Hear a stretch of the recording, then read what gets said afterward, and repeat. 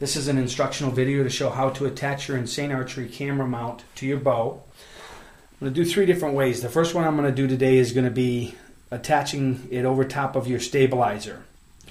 By backing out your stabilizer, you can take the bow mount, and in the base of the unit is a slot designed for the stabilizer screw to slide through. I'm going to go ahead and slide that through there and then just simply reattach the stabilizer to your bow. Okay, once you've got that, just going to cinch it up a little bit here.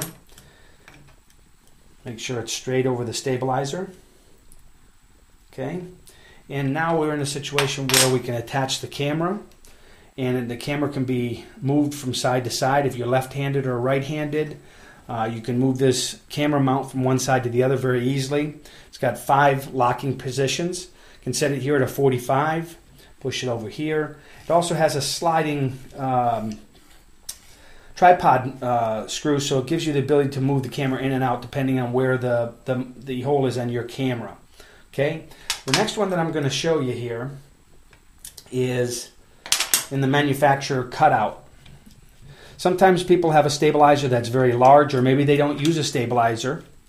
I didn't want the unit to only to be used over the stabilizer, so what I did is I designed it so that you can actually take a fender washer, large fender washer that's large enough to cover the hole on your bow cutout, and a lag bolt.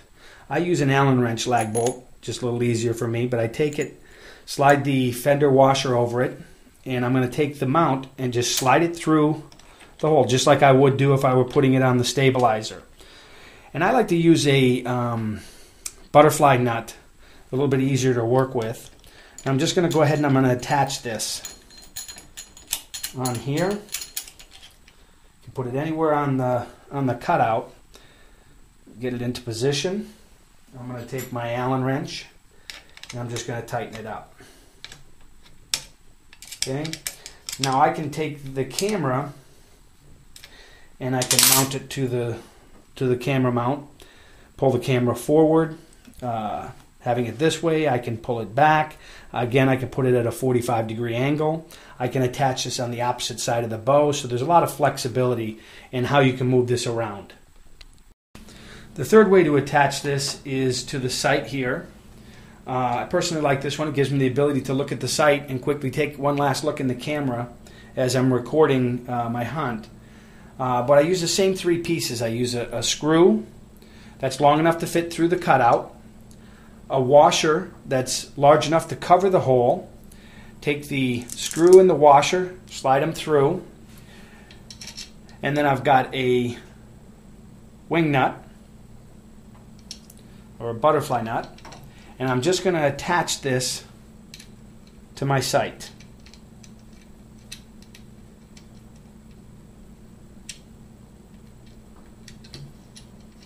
There we go.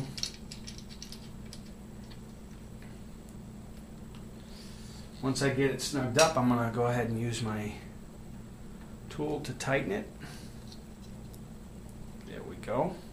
It's now attached, and just as I can in all the other locations, I can move this forward and backward.